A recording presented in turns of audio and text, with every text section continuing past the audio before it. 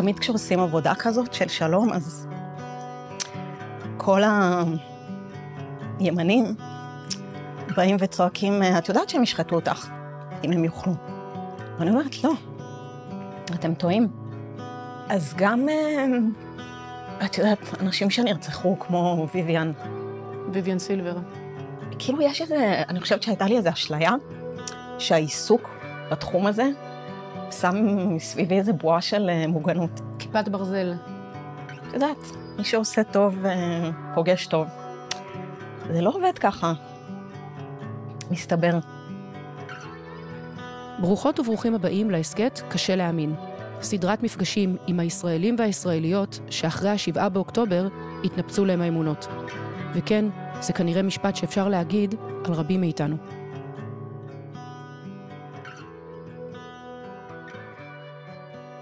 שלום ז'קלינה. שלום.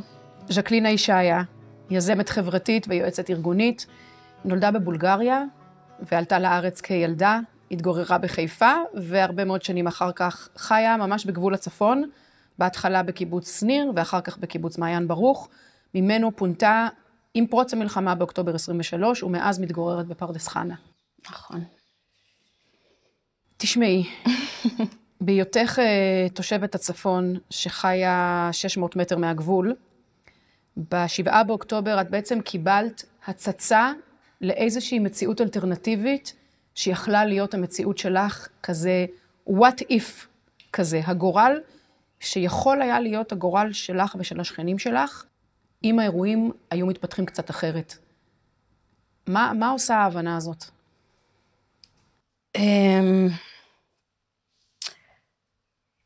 זה משהו שלא היה בתודעה שלנו בכלל. אנחנו שנים שומעים חפירות של מנהרות בלילות. שנים. ואני בית ראשון על הגדר גם. כאילו אם נכנסים, זה אני. קודם כל. אבל התרחישים מגיעים מה יקרה? ייכנסו 5, ייכנסו 10. בכלל לא מגיע לא יכולנו לדמיין. ואז 7 באוקטובר, פתאום, כאילו ההבנה הזאת, היא גורמת לך להבין מה? אני היום מבינה שאת חייבת לחיות בניתוק רגשי, או מנטלי מסוים במקומות האלה. רק, אני זוכרת, משהו כמו שבועיים אחרי שהתחילה המלחמה, נסעתי להביא כמה דברים, ואני מתקרבת לקיבוץ, ואני קולטת את הכפר שיש מעל הקיבוץ, ואני אומרת, די, יש כפר, מעל הקיבוץ. עכשיו, אני התחתנתי בחצר של הבית, הבאתי 150 אנשים לחצר, כשיש כפר מעל. אם הייתי באמת מעכלת את המשמעות של הדבר הזה, זה לא היה קורה. וואו. כל מה שהאמנת בו, עד אז, מה קרה לו? אז קודם כל בלילה הזה, בין 7 ל-8 נשארנו בבית. כולם הלכו לישון. אני ישבתי במיטה עם פטיש. וואו. רואים מהמיטה, יש כזה חלון גדול, ומסתכלים על הגדר. ישבתי במיטה עם פטיש, אין לי משהו אחר. ובבוקר אמרתי, אוקיי, הספיק לי לילה אחד. אמרתי לילדים, כל אחד טרולי. אם נופל טיל על הבית, תחשבו מה אתם לא רוצים, שיערס. לקחתי את כל התכשיטים שלי בשקית קטנה כזאת, הכי תודעה של פליטים, ואנחנו באוקטובר חם, אמרתי להם מיילים, כי לא ידעתי לאן נגיע. ולא חיכיתי שיפנו אותנו, הפינוי הרשמי היה רק שבוע אחרי. למה לא חיכית? כי מה את מבינה ברגעים האלה? אני חושבת שזה רגע שפשוט הכל עולה למודע. יש המון דברים שקורים בלא מודע. אני גם, את יודעת, יש לנו זיכרון קצר, זה קצת כמו לידות, נכון? את יולדת וזה תופת, ואז את יולדת עוד פעם. אז אני זוכרת אחרי 2006, אחרי מלחמת לבנון השנייה, היה נורא מפחיד. היו לי סיוטים במשך חודשים, בדיוק של מה שקרה בדרום. טנדרים, לבנים, מחבלים, נכנסת, כאלה, סיוטים. באיזשהו שלב זה עבר. ואז נכנסים לאיזו שגרה, ושוכחים מזה, אבל כנראה שאירועים כאלה מחזירים את זה מאוד מאוד מהר. וזה היה ברור, לא הייתה לי שום התלבטות. את רואה את עצמך חוזרת לשם מתישהו? הילדים שלי רוצים לחזור. יש לי ילדים בני 16 ו-15, שמבחינתם זה הבית. אני נדדתי המון, איפה שתשימי אותי, אני בסדר, מאוד אדפטיבית, גם הם. אבל מבחינתם זה הבית, זה ברור להם לגמרי. והם עוד לא בשלב, אני חושבת שהם מעכלים את גודל האיום. הם אומרים, אנחנו לא מפחיד אותנו. אני לא יודעת איך אני ארדם שם. אני לא יודעת איך אני אצליח להירדם בבית הזה, שהוא פרוץ לחלוטין וקרוב לגדר. וכולם אומרים כל הזמן, את יכולה להרגיש בטוח, המצב עכשיו הוא הרבה יותר טוב ממה שהוא היה ב6 לאוקטובר, אז היית צריכה לפחד. ואני מבינה שרציונלית זה נכון, אבל עכשיו התרחיש שיש לי בראש של מה יכול להיות הוא אחר לגמרי. אני עובדת המון במרכז, אני כל הזמן נוסעת, המחשבה להשאיר ילדים בבית ספר שנמצא קילומטר מהגבול ולנסוע, נגיד לירושלים, כשמשהו יכול לקרות בזמן שאני לא נמצאת. מפחידה, אבל מצד שני, הם רוצים לחזור, ואני חושבת שאנחנו נחזור, כן. אבל זאת התוכנית. אבל אני לא מרגישה בטוח, בכלל. אז אני שואלת את עצמי גם סתם, אפילו כאימא, כאילו, קצת האמונה הזאת בעצמי, אולי לא רציתי לראות את מה שאני רואה, ושמחתי על כל מי שצריך לסמוך, ובאיזשהו מקום ניצלנו לא יודעת, בנס או אני לא יודעת מה, כן? כאילו קצת מה זה עושה לאמונה שלי בעצמי, ביכולת שלי לקבל החלטות, להיות אחראית, להיות... אני הכי סומכת על עצמי. היה לי ברור לגמרי ברגע הזה מה צריך לעשות, גם לא הייתה לי שום התלבטות, כן בית מלון, לא בית מלון. אני זוכרת שהגענו לפרדס חנה וישר נוצרו קבוצות כאלה של מפונים. ואחרי שבוע הציעו לנו להצטרף למסגרות. והיה איזה דיון, מה, נכניס את הילדים למסגרות, ויהיה להם קשה, ועד שהם יקלטו, ואז נחזור הביתה. אני התחלתי לצחוק, איזה נחזור הביתה? ייקח לנו המון זמן לחזור הביתה, ואין לי התלבטות בכלל, הילדים שלי כבר עברו קורונה. הדבר האחרון שהם צריכים זה להסתובב במסדרונות של בית מלון, והדבר האחרון שהם צריכים עכשיו זה קייטנת אימא. הם צריכים להיות במסגרת. אז הייתי מאוד, לא התבלבלתי בכלל, הייתי מאוד מוכוונת מטרה. הרגע הראשון שהתבלבלתי, זה כשחתמו על הפסקת אש. כי מה? כי עד אז לא הייתה אופציה. זה היה אני עם המשפחה שלי, עושה את מה שאני יודעת שהכי טוב לילדים שלי, לשגרה, לשפיות שלהם, ופתאום הפסקת אש, ואז יש התלבטות, קודם לא הייתה התלבטות. ואני עכשיו מרגישה שאני פשוט דוחה את הקץ. טוב, בואו נסיים את שנת לימודים. בואו נסיים את הקייטנות. כי מה? כי בעצם המעבר הזה לפרדס חנה, מה את מגלה שלא ידעת קודם, בהיותך תושבת הצפון, כל כך הרבה שנים, את הרבה שנים, 20 שנה את חיה על הגבול. ואת עוברת לפרדס חנה, ומה את מגלה? שפע. שפע. כן. רכבת. תחבורה ציבורית. תרבות. ריקוד. רקדתי יותר בשנה וחצי האחרונות לא יודעת, ב-20 שנה האחרונות. חינוך, מעולה.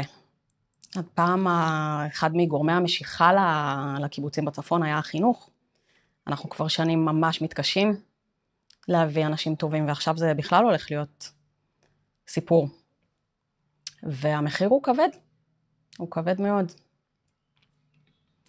וגם מספרים לנו שבצפון יש קהילה, קהילה זה נורא משמעותי, זה נכון, אבל וואלה, גיליתי שיש קהילה גם במקום אחר. אחרי 2 סאבלטים, אנחנו היינו בהתחלה אצל חברים, אחר כך בסאבלט, אחר כך בעוד סאבלט. באיזשהו שלב נמאס לי לחיות היינו 5.5 חודשים על מזוודות. אמרתי, טוב, הדבר הזה לא הולך להסתיים בקרוב, אני חייבת למצוא פה בית. ואז מצאתי בית, והוא היה ריק, ואין לי גישה לדברים שלי. כאילו, הרחוב שאני גרה בו, להכניס אליו מסעית הובלה, זה רק אם את רוצה RPG. זה בטוח. וואו. כן. והייתי צריכה לראות בית, מאפס, ופרסמתי פוסט בקבוצה של השבות של פרדס חנה, עם כל מה שאנחנו צריכים, ותוך 24 שעות היה לי הכל. וואו. הכל, ממש. רק לקחתי מוביל להביא את הכל מכל הנקודות, וחילצתי את הפסנתר שלי ממעיין ברוך תחת אש. על זה לא הייתי מוכנה לוותר, אבל זהו. ואז את מבינה שיש קהילה, ויש סולידריות, ויש ערבות הדדית, בעוד מקומות. אני מנסה לחשוב, כאילו, יש לך כוח לחזור לזה? לחיים האלה? עכשיו, כשאת יודעת, חשבת בהתחלה שלא היה חסר לך כלום, עכשיו את מבינה שאולי בכל זאת היה חסר לך משהו. אפשר להחזיר את הגלגל אחור? לא, אבל זה גם לא השיקול שלי, בגלל שיש לי ילדים. אם הייתי לבד, זה מאוד ברור. לא היית חוזרת? לא. זה כשלעצמו, אני חושבת, סוג של משבר. לא, זה סוג של משבר אמונה כזה, של כל החיים שהיו לי קודם. בעצם הכל קרס. חייתי בתחושת ביטחון, חשבתי, את אומרת, התחתנתי בחצר של הבית, הבאתי 150 אנשים למרגלות הכפר הזה, וחשבתי שזה בסדר, חשבתי שהילדים שלי מוגנים, ופתאום אני עכשיו מגלה, נפקחו לי העיניים, ואני מגלה שהכל היה אשליה. לא שהכל אשליה. יש המון טוב במקום הזה, יש הרבה דברים שחסרים. חסר לי טבע, חסר לי מרחב. כל פעם שאני יוצאת מהעיר ונפתח מרחב מול העיניים שלי, אני לא מוקפת ב6 בתים, חסר לי נחל, חסר לי מים זורמים, חסר לי ללכת בשבילים של הקיבוץ, חסר לי לקנות במרכולית. כן, חסר לך לקנות במרכולית? כן. חסר לי אירועים של הקיבוץ, שבועות. זה לא שהכל אשליה, אבל יש גם מין רגע כזה, אני זוכרת במחאה החברתית של 2011, הפגנתי המון. ואז נגיד בהפגנות של השנים האחרונות, הייתי בכזה, אני הפגנתי מספיק. אני עושה דברים אחרים. הפגנתי מספיק. עכשיו קצת מרגיש לי, חייתי ליד הגבול מספיק. אני שוב חושבת על הוותיקים של הקיבוץ, שיראו את זה ויגידו, אופ. ילדונת. אנחנו כבר 70 שנה פה. אבל כן, מרגיש לי שעשיתי את שלי בלחיות על הגדר. ועם זאת, זה הבית, בשביל הילדים שלי.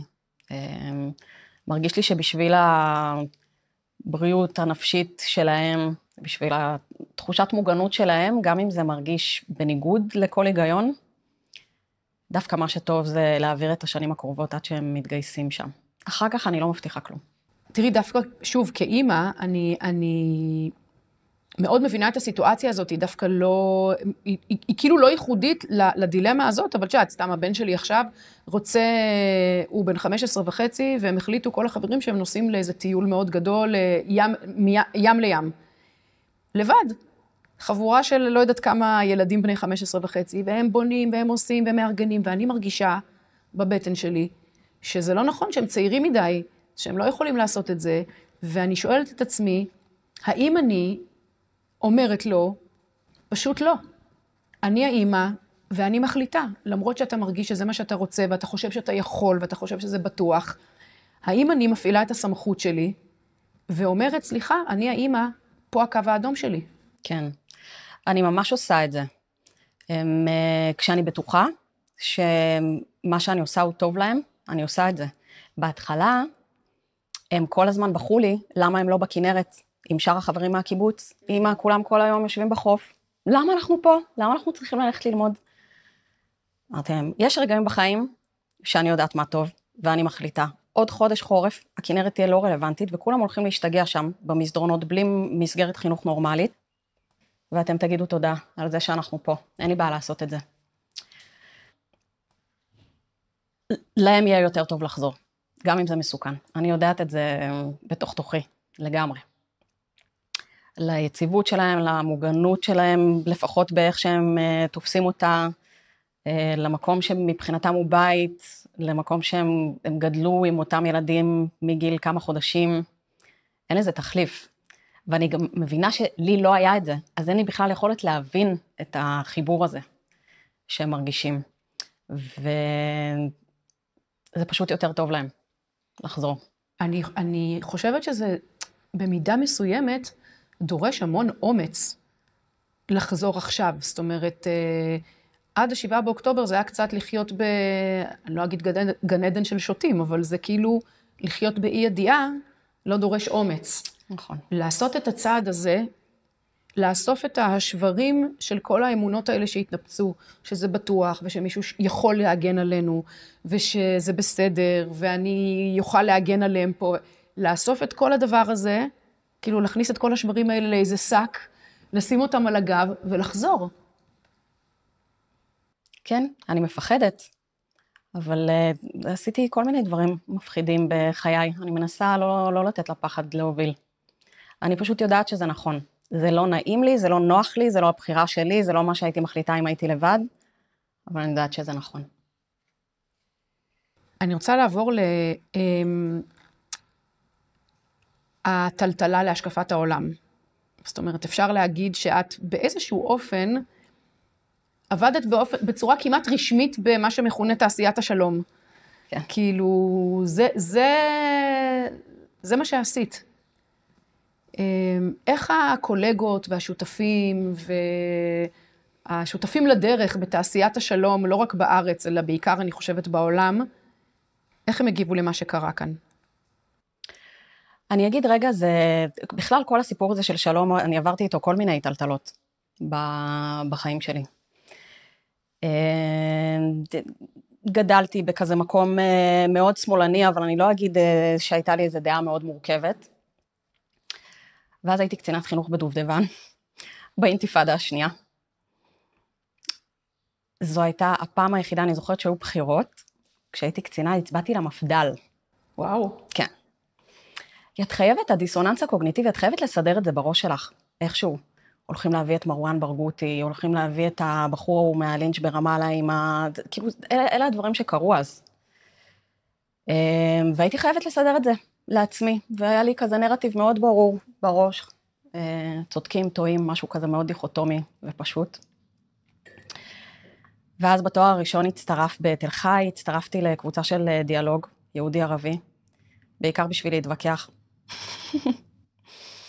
באתי להתווכח ויצאתי מובסת. וואו. לקחו אותנו לסיור בגליל, היינו אני לא זוכרת אם זה היה סכנין או עראבה, ופגשנו את ההורים של אסיל. הוא אחד הנרצחים הכי מוכרים של פרעות אוקטובר, בחור שנורא בגבו בעודו לובש חולצה של Seeds for Peace, והמפגש איתם פרק אותי. אני פגשתי אותם, אני שמעתי אותם, זה תרגר אותי, אני התפרצתי עליהם. מתביישת בזה מאוד, אבל לא ידעתי איך להכיל את זה, בכלל. אבל אחר כך חזרתי הביתה, וזה שקע, וכמו המטוטלת שיונתן דיבר עליה ברעיון שלו, הלכתי לצד השני. שמה זה אומר? תוכניות שלום, קבוצות דיאלוג, כנסים, ישבתי פעם אחת 8 ימים בוואדי רם עם אקטיביסטים מכל המזרח התיכון, בחור מעיראק, כאילו עם אנשים כן, הלכתי לצד השני לגמרי. כאילו את אומרת, עברתי לצד השני לגמרי, כשבשיא של הדבר הזה, מה הייתה האמונה?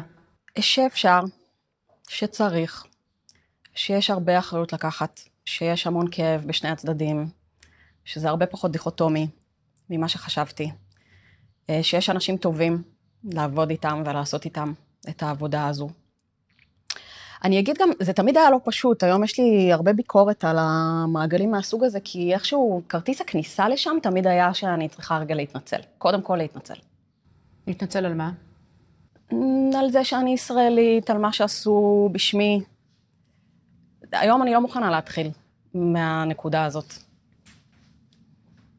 זה לא, אני ממש זוכרת, בהתכנסות הזאת בירדן, היו 2 בחורות פלסטיניות, הם לא הסכימו לנהל איתי שיחה, עד שאני לא אשב ואשמע את כל הסיפור שלהם ואתנצל. זה מאוד חד צדדי, זה מאוד בעייתי. אבל אני גם הייתי בהרבה, השתתפתי בהמון תוכניות, הרבה תוכניות בינלאומיות, ותמיד חיפשתי, תמיד אני יודעת לזהות בחדר, אני אומרת, אני ז'קלינה, אני מישראל, אני הרבה פעמים גם בתפקיד של המנחה, אני רואה אנשים זזים לא בנוח, והמטרה שלי זה להגיע איתם לשיחה של לב אל לב. וזה הצליח? חשבתי שכן. אני לא חושבת ככה יותר. למה?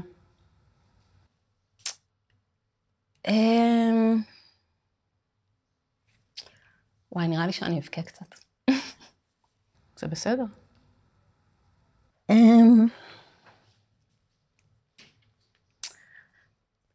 תמיד כשעושים עבודה כזאת של שלום, אז כל הימנים באים וצועקים, את יודעת שהם ישחטו אותך, אם הם יוכלו. ואני אומרת, לא, אתם טועים, זה לא נכון. אז גם, את יודעת, אנשים שנרצחו כמו ויויאן סילבר. כאילו יש איזה, אני חושבת שהייתה לי איזו אשליה, שהעיסוק בתחום הזה, שם מסביבי איזה בועה של מוגנות. כיפת ברזל. כיפת ברזל. את יודעת, מי שעושה טוב, פוגש טוב. זה לא עובד ככה. מסתבר, כתבו בספר שלנו גם. מה? זה לא עובד ככה. זה לא צדיק ורע לו. וטוב לו. בדיוק. זה לא עובד ככה. זה היה שבר אחד.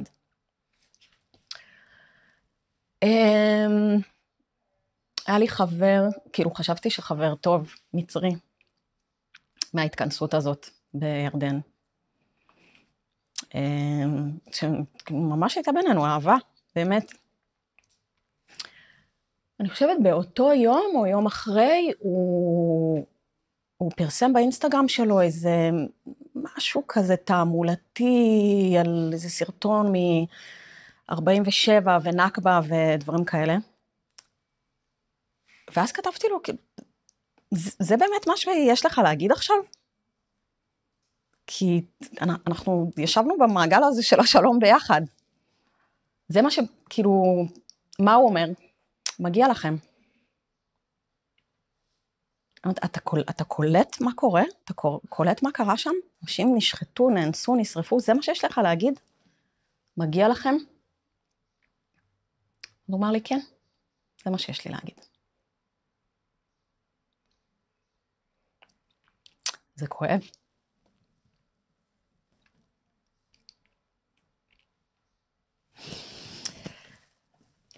וכל מיני ארגונים שחורטים על דגלם שלום,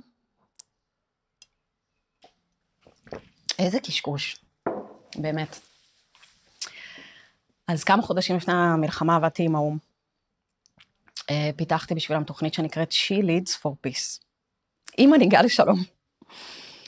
זו תוכנית שמכשירה בעצם את העתודה הניהולית הנשית של האום.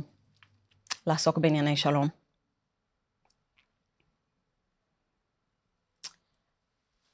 הייתי שם באוגוסט 23. באוקטובר 23, מתוך הצוות ומתוך כל המשתתפות, הייתה מישהי אחת שבדקה מה קורה איתי. רק אחת שיצרה קשר לשאול מה איתך. אחת. וכמה חודשים אחרי, כשאמור להתחיל הגיוס לתוכנית הבאה, והעבודה לקראת התוכנית הבאה, אני יצרתי קשר עם המנהלות, שאלתי אותן מה קורה. ואז הם הסבירו לי, לא בצורה כאילו כזה, הם לא אמרו את זה ככה, אבל זה היה מאוד ברור, אנחנו לא נעבוד עם מנחה ישראלית. זאת אומרת, הוציאו אותך מהתוכנית. הוציאו אותי מהתוכנית. הן ממשיכות לעשות את התוכנית שאני פיתחתי, בלעדיי. את פיתחת תוכנית על נשים שיובילו פרויקטים בתחום הקידום של שלום, והאו"ם הוציאו אותך מהתוכנית שאת פיתחת. נכון. והן ממשיכות לפתח תוכניות לשלום. נכון. עכשיו, זה כל כך פחדני, את יודעת, דיברנו קודם על אומץ, זה כל כך פחדני, זה כל כך לא מעורר השראה, ואני אמרתי להם, עכשיו אתן הכי צריכות להביא אותי. זה הדבר שאנחנו צריכות לדבר עליו. איך עושים שלום בתקופה של מורכבות, לא בכאילו, אוקיי, בוא נדבר על זה, כזה מרחוק, מלאכותי, בלי להתלכלך, זה מלכלך. אבל זה מי שהם. אנחנו נגיד שאנחנו מדברים על שלום, אנחנו נגיד שאנחנו רוצים למצוא איזשהו פתרון, אבל בתכלס, המון מילים ריקות. אז זה היה קשה. זה היה קשה, גם אנשים שתפסתי אותם בתור חברים, גם ארגונים שתפסתי אותם בתור שותפים, גם בכלל העשייה הזאת, זה נראה לי פתאום ריק מתוכן. זה הזמן לעשות את הדברים האלה. עד עכשיו שיחקנו משחק, זה קצת כמו, את יודעת, שאני אדבר עם הפסיכולוגית על זוגיות. אני יכולה לדבר איתה על זוגיות, הכל נשמע נורא פשוט. בחדר של הפסיכולוגית, עד שיש לי בן זוג ואני פוגשת טריגר. אוקיי, ואז מה? אז או שנשארים, ועכשיו רואים, אוקיי, איך כל מה שלמדתי עוזר לי עכשיו להתמודד עם הדבר הזה, או שאומרים, לא, לא, לא. אני חוזרת לחדר של הפסיכולוגית. אני חוזרת לחדר לדבר איתה. כן. זהו, זה מה שהם עושים. משחקים בכאילו. הם נשארים בחדר לדבר עם הפסיכולוגית. כן. את יודעת, הדברים שאת מתארת הם באמת, הם מאוד מאוד כואבים. זו תחושת בגידה מאוד מאוד גדולה. ושבר מאוד מאוד גדול. אבל אני חושבת שבאיזשהו מקום, את יכולה להגיד לעצמך, הבעיה היא בהם. הם הצבועים, הפרצוף האמיתי שלהם נחשף. השבר הוא אולי בסולידריות, בקולגיאליות, אפילו ברמת את יודעת, הכאב האישי, העלבון, הפגיעה. אבל אנחנו יכולים לספר לעצמנו שהבעיה היא בהם. זה הם שצבועים. אני רוצה לשאול, האם משהו בך, בינך לבין עצמך, באמונות שהיו לך באמת בפנים, האם שם משהו נשבר, נשחק? חד משמעית, כן, אבל אני רגע אגיד, אני לא תופסת את זה כהם הבעיה, כי יש בי משהו אולי מהעולמות שאני עוסקת בהם, שזה הרבה תקשורת מקרבת, והכלה, ואמפתיה, וצרכים, ונרטיבים. אני די בטוחה שאם המצב היה הפוך, אני הייתי עושה מה שהם עושים. גם כל הוואו כזה, הייתי לפני כמה חודשים, הנחתי כנס בגרמניה, כמה מוקשים, אי אפשר להגיד כלום בלי שמישהו יעלב. כאילו לקחנו את הדבר הזה לאקסטרים, ממש. אז מצד אחד אני מסתכלת על זה וזה מגוחך, ומצד שני אני אומרת, וואו, אם זה היה הפוך, אני עם הערכים שלי, עם כל ההומניזם שלי, יש מצב שהייתי בדיוק כמוהם. את חושבת? כי אני אומרת, מצד אחד הם חיים במציאות שבה אי אפשר להגיד כלום בלי שמישהו, הם קופצים על כל פעם שמישהו נעלב, אבל כשפה שוחטים אנשים, זה לא מעליב, זה לא פוגעני, זה לא... הם לא יכולים באמת לתפוס את הדבר הזה, כי זה מפחיד. זה הרבה יותר פשוט לסדר את המציאות בטובים ורעים, והפעם אנחנו הרעים. זה כמו אני זוכרת כשהתגרשתי, אנשים לקחו את זה נורא קשה. זה כאילו פוגש אותם באיזה מקום של, זה שם כזאת מראה, יש משהו כל כך מפחיד בזה שאפשר לבחור אחרת, שאפשר ללכת ואפשר שיהיה טוב, וזה פוגש אנשים מול עצמם במקום של, כאילו, חברות טובות שלא תמכו בי, כי זה שם להם מראה. זה קצת כזה. אנחנו לא יכולים להיכנס לעומק של הסיפור הזה, כי זה מפחיד מדי. אנחנו לא נאמין שיש כזה רוע באנשים, הרבה יותר פשוט להגיד, אתם יצרתם את הרוע הזה, במה שעשיתם. ואת שואלת עליי, אני לא האמנתי שיש רוע כזה, ואני היום מאמינה. אז זהו, אז אני רוצה לדבר על השבר הזה, כי זה שבר שבאיזשהו מקום הוא יותר קשה אפילו. מאוד קשה. משהו בזהות העצמית, כליברלית, הומניסטית. אני יודעת על עצמי. את יודעת, אני הגעתי למצב, ואצלי בבית מותר לדבר על הכל, והילדים שלי, את יודעת, אני תמיד אומרת להם, הקשבה רדיקלית, להקשיב לכל דבר, וזה וזה. ואני מוצאת את עצמי, אומרת לבן שלי, לא מדברים ככה אצלנו. וואו. כשהוא אומר כל מיני דברים שהיום בני נוער אומרים. ואני שואלת את עצמי, מה אני עושה? כשהוא אומר לי, יש אצלנו פועלים בסוף הרחוב שעובדים על איזה בית, והוא מפחד לעבור שם, ואני אומרת לו, כל השנים הייתי אומרת לו, לא צריך לפחד. לא כולם מחבלים? כן, למה לפחד? והיום אני שואלת את עצמי, האם אני מעדיפה, אולי אני מעדיפה שהוא יפחד ויעשה עיקוף. כן. זה משהו שהוא, זה לא כמו ההתלבטות אם לחזור הביתה לגור בצפון או לא. זה משהו בזהות העצמית. זה מהותי. זה מהותי. אני מאוד מזדהה עם הסיפור הזה של הפחד. אני זוכרת לפני כמה שנים הייתי בפסטיבל האור בירושלים. עכשיו, בגלל שעבדתי בפרויקטים של דו-קיום ובניהול משותף וכאלה, אני גם מבינה הרבה מהשפה. עמדנו שם כזה צפוף, ומשפחה ערבית, משפחה יהודית, ואני קולטת את המשפחה היהודית בלחץ, הם בסטרס מזה שהם עומדים ליד משפחה ערבית, ובא לי לתרגם להם, להגיד להם, לא קורה פה כלום, זה לא מחבלים, יש פה שיחה יומיומית לגמרי, ממה אתם מפחדים?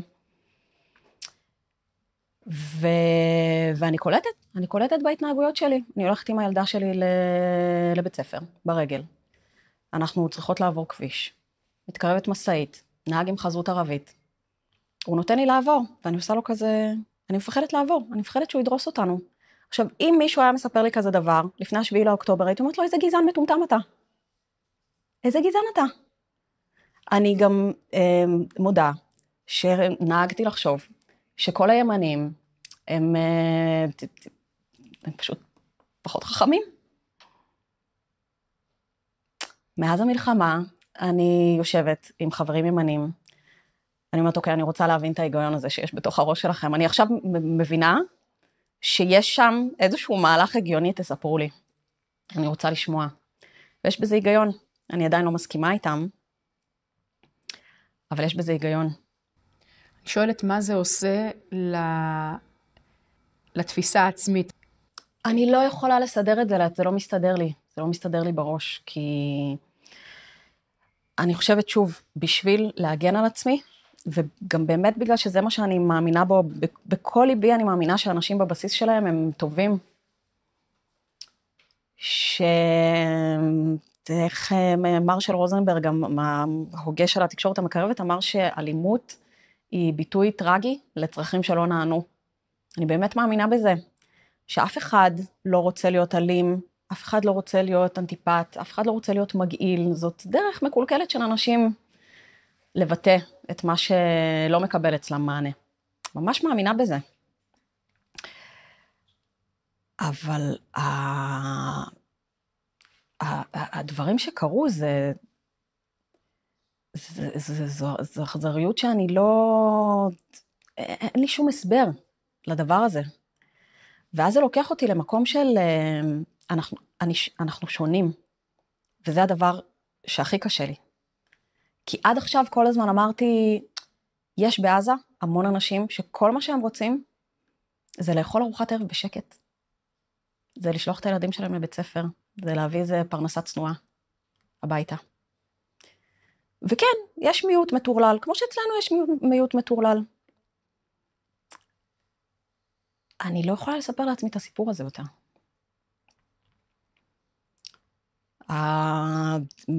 לא ראיתי הרבה סרטונים, השתדלתי שלא, כי קשה לי להוציא את זה מהסיסטם שלי אחר כך. אבל המעט שראיתי הוא...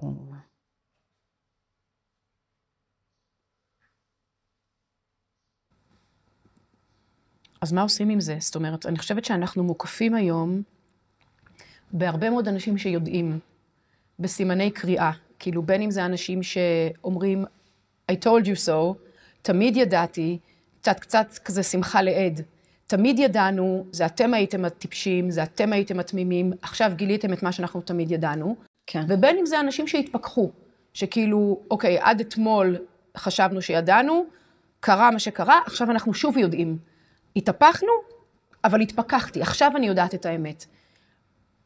מה עושים בתפר הזה? כאילו... אני מרגישה שאני לא יודעת כלום, אבל זה לא שאני מרגישה שאני יודעת משהו. אז זה מה שאני אומרת, אני שומעת את זה ממך, שכאילו, את כבר לא במקום שהיית בו אתמול, אבל את לא במקום שיודע. לא. אז מה עושים במקום השבור הזה, שבו העולם של אתמול כבר התנפץ, והעולם של מחר, אני עוד לא רואה אותו, נבנה מחדש? בתור התחלה הדחקתי. כמה חודשים טובים. הדחקתי, וגם הייתי מאוד עסוקה בלסדר את החיים החדשים שלנו, לרעת בית, לקלוט ילדים במסגרות, הייתי עסוקה. זה מאוד עוזר, להיות כן, בעשייה. מאוד, מאוד. מבחינת האקטיביזם שלי והעשייה שלי, ממש נכנסתי לקיפאון. כי גם זה המקום שראיתי בו משמעות, זה המקום שראיתי בו שליחות, ופתאום לא היה לי את זה.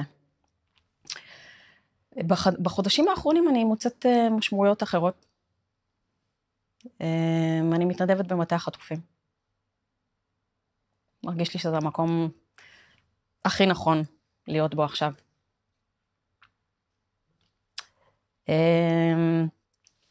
תמיד נורא עניין אותי הסיפור הישראלי-פלסטיני, פעם ראשונה שאני עושה עבודה של ימין-שמאל, עם אותם כלים שהייתי עובדת בישראלי-פלסטיני, אבל זה לא עניין אותי עד עכשיו, באמת.